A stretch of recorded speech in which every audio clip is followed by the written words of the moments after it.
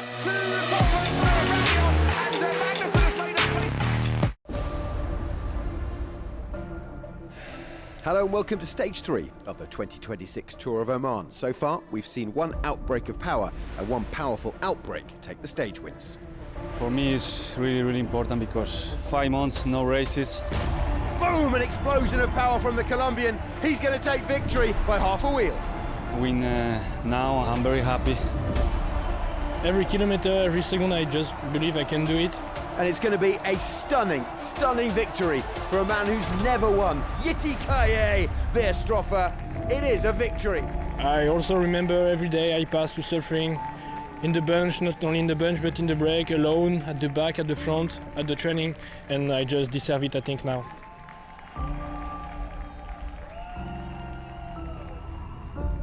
Two stages, two leaders. Milano passed the red jersey to Veerstroffer yesterday, but he'll have a job on his hands to hold on to it. We're expecting a GC battle on Eastern Mountain. 19-year-old Patrick Gachurny is the revelation in gold, and 21 Thibaut Gruel is best young rider, Milano in green.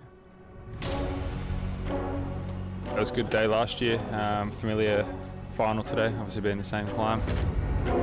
Looking forward to it. Body hasn't been responding fantastically over the last couple of days since arriving from Australia. I probably surprised myself last year. Keeping optimistic, yeah, we'll see how it goes, but it's always going to be hard. I lose time yesterday, so it's not super good. We'll see what today happens. I think is GC day. Adam Yates has won 2 editions in a row, so it's up to UAE to control and try to win the race with him, so we just sit back and see what they do. We started strong in Muscat Classic, and then obviously Milano won the first stage, and unluckily we lost 2 guys already with some sickness, so yeah, it's getting harder and harder for us, but today maybe is a good opportunity to try something. Maybe the climb is a little bit too short for me today. You know, with 3Ks, it's pretty difficult to make a big difference. So we'll see. I think today will be more about you know, just seeing where the rivals are and seeing where I am, and then again it's all about patience for stage 5. It's very an honor to have a leader jersey in a race. I will do something good today to show and to prove these jerseys and nice jerseys to have, but it's not for me this climb. I'm too heavy and the climb is too hard, but I will fight. Well, yesterday we saw Baptiste Veerstroffer stun the peloton from the breakaway. Today, though, the terrain is going to bite back. We're in Samail, and we're heading 191.3 kilometres to the summit finish at Eastern Mountain, and specifically the spectacular village of Misfat Al Abriyeen. Well, welcome to the first true summit finish of this 2026 Tour of Oman. This valley is called the Valley of the Mosques, and you'll see why as we go along today. Race director surrenders with his white flag, and it's Al Fayha Rest House, but you can be sure that there will be no rest for these guys today, especially not as we get towards the end. Straight out of the block, of course, as you'd expect, lots of riders fighting for the breakaway. It's a lovely day, actually. Hang on a minute, I think that might be Veerstroffer. It is. Go for the breakaway again. This guy is absolutely extraordinary. He's already done 342 kilometres in the breakaway over the Muscat Classic and yesterday's stage. You'd think he'd be tired. Doesn't seem to be though, does he? Lots and lots of riders coming off the front here. I have a feeling in this flatter section at the beginning we're going to see quite a few big groups forming. All quite congested though. There's some roadworks it looks like on the right hand side, so things are a little bit congested on this narrow stretch of this flat road. 180k still to go, and the breakaway hasn't formed quite yet, although it very nearly has. Veerstroffer and 4 others made a break for it quite early on. Those included Oliveira, Plowright, Bourdin, Wiedeberg, who we'll mention in a minute. It's his birthday actually, 27 years old today. Come back to that. Finally, the chaos has calmed down, it looks like, and this is a big group which has gone off the front. The peloton hasn't quite sat up yet though to let them go. Thibaut Gruel of Groupama FDJ United, he's leading the young riders classification in that white jersey, 21 years old, but he's not the revelation of the race in terms of young riders by any means, is he? Patrick Gachurny has had an absolute stormer so far. We did have some non-starters this morning, Sepp Kuss, unfortunately. There seems to be some kind of bug going around the peloton. There are a lot of poorly riders, and we had a few dropouts overnight. Zangler dropped out a while ago, of course. Josh Kench didn't start this morning. Marcos Frier and Alberto Bettiol amongst the others. Now, from that big front group then, it looks like a subgroup is going to try to make the definitive breakaway of the day. And behind them, not a lot of movement or intense chasing. Lotto Intermarché, more than happy to sit there in their train. And here we go then, the head of the race looks like it might well be forming. Anelkowski is up there as well, alongside two of the riders who we've been seeing a lot of. 7 up there at the moment, that's a good sized group. And they are beginning to make a bit of a gap. The peloton not chasing super hard. They won't want to let the breakaway get away too far though. 6, 7, 8 riders is sort of the maximum they'd want to allow any distance for at all. I remember a lot of sports directors talking about 11 being the magic number when you have a really strong bunch of climbers, as the red jersey takes a few bottles. 1 minute 40 is the gap now. Still though, big bunch behind. Chatting to each other. I think they're undecided really about what to do. It's a lovely day here today. 28 degrees, sunny, clear. Bit of a haze off the tarmac, of course. And now the breakaway has 1 minute 40. And there are still 7 of them there. Plowright, Bourdin, Wiederberg, Wierstroffer and Chowski. Now Wiederberg, I mentioned it's his birthday. He was on the podium at Paris Tour in the past, so he's definitely got some quality in there. On we go to the first intermediate sprint then. Now there are 10 seconds, 6 seconds and 4 seconds at the finish, and 3, 2 and 1 at the intermediates. And it will be no surprise that the two guys at the front really doing each other a lot of work actually. I'm not sure what those fist bumps were about, but Wierstroffer is the leader of our Tour of Oman. Actually, probably the fist bumps were just congratulating him on what he did yesterday. Now at that first intermediate sprint, the points were taken by Wierstroffer, 3 points and 3 seconds bonus for him. Rui Oliveira took 2 points and a couple of seconds bonus, and Alex Bourdin 1 point and 1 second. Oliveira and Bourdin are not far behind Wierstroffer in the overall classification, so just need to watch out for that. Beautiful fort, the Birkat Al-Muz, super famous, and a really, really old and historical part of this country, which is in itself unbelievably steeped in history, as we're going to find out later on today actually. There is some fatigue setting in up front. This is Valentin Paret-Peintre of Groupama FDJ. He's dropping back. There are still a few groups over the road actually, but it definitely is this lot who are going to be our main breakaway of the day, and their gap is extending, 2 minutes 30. Behind them, the peloton is stretched out a bit now as we go past the turn for Nizwa and the blue domes of the Nizwa Friday Mosque visible in this heat haze. The tourist portion of this race is over and the race is on. Soon we'll be coming up to a place called Birkat Al-Muz, which is the ruins of an old mud brick village, which actually means a pool of bananas, would you believe? I always thought it was a bunch of bananas, but what am I to know? Omani culture is far, far older than I am. The peloton has the breakaway on a leash as the gap comes down to around about 2 minutes 45 seconds. And Oman, as I said, is recognised as one of the oldest continuously inhabited places in the world. There's archaeological evidence of human settlement here, dating back over 100,000 years. So if anywhere should have a museum for across the ages, it's Oman.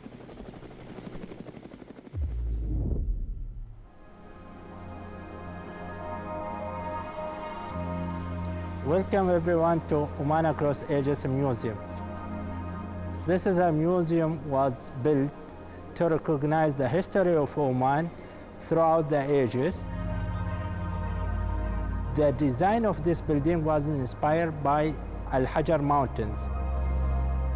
From this point, we are using the local stone of Oman into the architect. The building as well was shaped after deep study of the sunlight movement.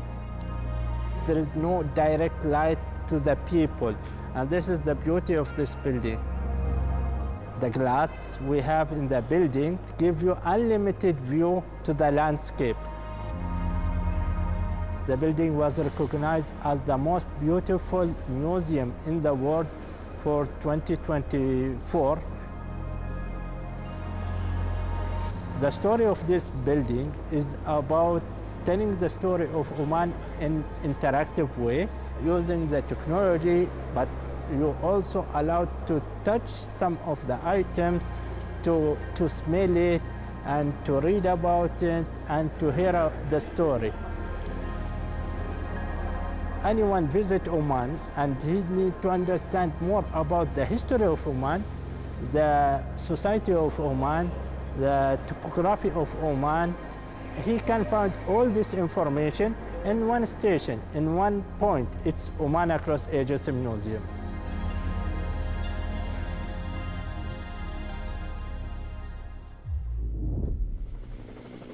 Well, I haven't been to that museum, but it looks fascinating. Love a bit of history, mate. Now, coming up for the second intermediate sprint then, with the gap at 1 minute and 20 seconds. And we're at kilometer 159.5, which means there's 32 left. And once again, Baptiste Weisstroffer. 3 points for him and 3 more seconds bonus. Rui Oliveira, a couple of points and a couple of seconds bonus. And Bourdin again takes the 3rd place. So exactly the same result, actually, as the first one. Now we go with just over 30k to go. Still our same breakaway. And we come through Bahala Fort, dominating the skyline. 19k to go, and the gap is really coming down now. 45 seconds. Weisstroffer rocking his shoulders a little bit at the front as we get to the real business end of the race. And here we are at the head of the race. There was a bit of tension, there's a touch of wheels near the front as well. Everybody stayed upright, and we hope they do throughout the rest of this stage. We've been fortunate, actually, not to have any crashes, even on those sprint stages. But we're now coming to the end, 10 kilometers to go. Remember, what we're looking forward to, in a way, well, we're looking forward to watching it, I'm not sure the riders are looking forward to it, is that kicker at the end. And that kicker is Eastern Mountain, depending on how you start measuring it, just over 3k or just over 4k, with some of the sections of it a maximum gradient of over 17%, but it's only for a few meters. The average gradient for the 4.6 kilometers is 8.5%. Now, we've finished up here a couple of times before. 2024, David Gaudu beat Adam. Oh dear, a really bad crash. I just said as well, didn't I, a few minutes ago, that we're so fortunate not to have had any crashes yet. And this is on a roundabout, and there's 1, 2, 3, 4 Visma Lisa bike riders on the floor there. I can see Education First as well, and the chasing group trying to get up to the breakaway. They're going to have a bit of trouble deciding what to do here, because you're not supposed to push on after a crash, but the race is on. So that was a really bad one as well. Riders all over the road on that roundabout. I think it was just one of the guys at the front just slipped out a little bit to the left. Now, do the breakaway riders know that that happened? That's the question. Another roundabout here before we get to the climb, and it's another crash. Oh, this is awful. two roundabouts and the crash almost on exactly the same position at both of them. The left-hand side, and down there, I'm just hearing actually, Valentin Paret-Peintre, having got caught up behind the first crash, actually was involved in that second one. This is a disaster for the Frenchman. Really, really bad news for one of the pre-race favourites. Now, we didn't want to see that at all. That gives Adam Yates, of course, much more hope for claiming a third consecutive title here in Oman. A chasing group then. My very quick counting, if I can do it, says there are 13 or 14 riders there, and it's a four-man train for UNOX, who are right in the midst of it, right up front, trying to push that pace on and get towards this final climb. Here's the peloton at the back. Now the gap to the early breakaway, remember we've got Rui Oliveira, Alex Baudin and a few others. It's down to 30 seconds now. That crash at that roundabout wasn't fun at all. Through the old village, which is just before the bottom of the slopes of this final climb. Our first summit finish of the Tour of Oman 2026 is just 3.5 kilometers away. These are the early slopes of that final climb. The steepest section I mentioned before has a gradient of 17.2%. Jayco AlUla was 5th here in 2023 as our breakaway continues to push on. They need to have a lot more of a gap though, because look, we're 3.4k with the average gradient now at 8% until the finish, and they are in sight of the peloton. There's Valentin Paret-Peintre. Oh no, he's tried to change gear on that steepest section, and his chain has come off. That, I'm afraid, was a poor decision by Paret-Peintre himself. There's no bad luck there. I mean, there is a little bit, of course, but this is proving to be a really bad day for the second favourite. We already had Sepp Kuss drop out this morning for illness, and Adam Yates, although of course he won't be pleased at all that some of his peloton colleagues are struggling, it does make things much, much better for him. Paret-Peintre in all kinds of trouble. He crashed and then he had a mechanical as well. Up front, these guys are still going. Big left-hand bend here. And every single time they go round a bend, the peloton sees that they're getting closer and closer. Dropped from that front group now. Verstoffer is gone. The red jersey is gone, and we're down to 5 at the back there. I think Stanislaw Anielkowski from Cofidis also struggling a little bit by the looks of it. And here comes Paret-Peintre. He's got a lot of work to do if he's going to make it back up to the main group. The breakaway is splintering, really splintering now. This is a lovely looking climb from the top. You could have this climb on any one of the Grand Tours, and I don't think anyone would complain at all. But this group, with 2.3k to go, are going to be caught now. And we've got riders from UAE Team Emirates XRG who tried to make a bit of a move for it but didn't come to anything, as our attackers are caught inside the last 2 kilometers. What's Adam Yates going to do? He's got Paret-Peintre miles behind him. Sepp Kuss is out, and the back of the peloton isn't looking too clever either. That's Vincenzo Albanese, who's been dropped out of the back, spat out of the back. Pinarello Q36.5 are pulling in the peloton. Oh, that's Nairo Quintana. Nairo Quintana, the Colombian. He hasn't had a win for 4 years, I think. 2022 was the last time that Nairo Quintana got a victory. He's got 55 in his career. Are we about to see a real throwback to the days of Nairo Quintana dominating cycling? Well, he hasn't got that far ahead, and that's Paul Double, who's really pulled him back, and he's working double, of course, for, well, he's working double, but he's also working for MAURO SCHMID, who won the Muscat Classic. 3 movie star riders are there, though. Nairo's not really pushing on. He still has a small lead, but it's a very, very small lead, and it's certainly not enough to take to the finish, I don't think. So, Jayco AlUla pulling in Group 1, just trying to catch up with Nairo Quintana, who still has a bit of a lead, and he's going again, Quintana. And as the slopes get steeper and steeper, as we see the red jersey really spat out of the back now, Baptiste Verstroffer. Quintana might think he has a chance here, you know. There's not long to go, less than 500 metres, and Quintana, with two movie star riders behind him, he really ignited this finale here, slipping into that steep last kilometre, and his lead is growing. Quintana's lead is growing, and Jayco AlUla have a bit of work to do here. Oh, this would be wonderful to see Nairo Quintana get back on the top step of that podium, wouldn't it? Not everybody's favourite rider personally, but a lot of people's favourite to watch. He's a beautiful cyclist, the way he dances on those pedals, and I know that's a cliche, but there's a reason it's a cliche, there's a reason people say it. Is the gap growing or decreasing? I think it's staying around about the same. That is still Paul Double on the front in the purple of Jayco AlUla. Not long to go now. Nairo, everyone at home, I can always hear you screaming at your TVs. Go Nairo, go. Quintana is still out in front then. He hasn't had that win since 2022, a long, long time ago. MAURO SCHMID is there with Paul Double as well, the Brit leading the Swiss time trial and road race champion from last year.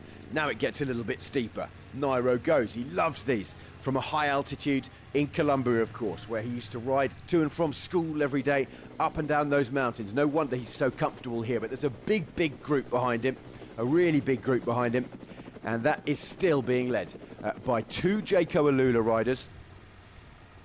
Now, though, at the back of the peloton, we've got all kinds of trouble here. UAE, Team Emirates XRG have lost riders through illness, and they're losing riders out of the back as well. Adam Yates, I'm pretty sure, is still in that group.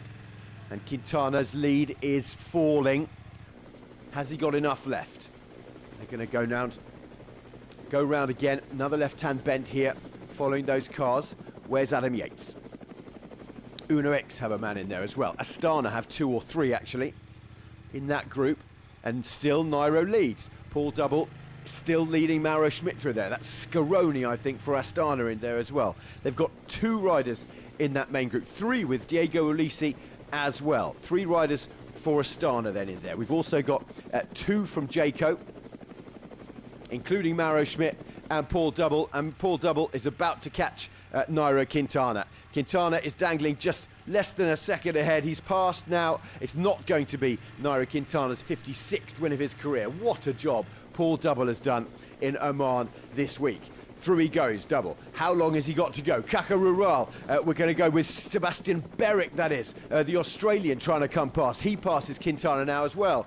But that's MAURO SCHMID, and Adam Yates is in trouble. Adam Yates is dropping, dangling behind. We've had 4¼ hours of racing, and Adam Yates is being dropped now. Extraordinary stuff. MAURO SCHMID has left Paul Double behind. What a job by Double. If MAURO SCHMID can take this stage, he will have to buy Paul Double a drink this evening, and by a drink I mean a hydration treatment, obviously. MAURO SCHMID then powering through. They're into the final 150 metres. That's Christian Scaroni is the only person who can try and take this now.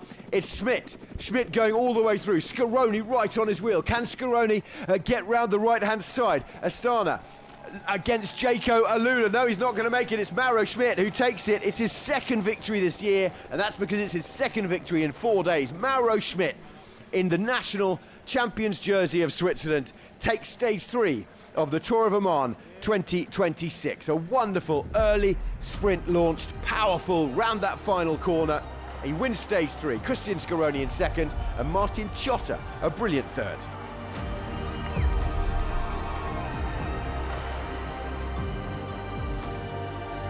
It was a long last kilometer, and I expected the climb to be a bit less hard. We expected like quite a big group going into the last kilometer, but yeah, with the crash everything was a bit different. But yeah, I'm definitely happy with the shape. Well, MAURO SCHMID then takes the red jersey as the new leader of the general classification, as well as taking this stage. Broad smile on his face as he lifts his arm aloft. Scaroni in second. It's another top 10 for Diego Ulissi up here, and in ninth was Paul Double, who had such a big influence on the result of this stage. In the red jersey, SCHMID with Scaroni and Ciotta the young man from the UNOX Academy, actually. In third overall. In the points jersey, Baptiste Westroffer keeps it thanks to those breakaway efforts. Trying to get points all the way along every stage is Westroffer. 25-year-old Frenchman, no one would begrudge him a jersey at the end of this race. In the young riders classification, it's Ciotta who is now leading. Thibaut Gruel has made way for him. And one more jersey still to look at, and there it is, gold. Appropriate enough, as the Winter Olympics are going on, Patrick Gosciorny has a 5-point lead over Westroffer. Tough day for the pre-race favourites today. Adam Yates ceding 22 seconds, and Valentin Paret-Peintre had a terrible day. Tomorrow, we're back on the flat. Expect a sprint.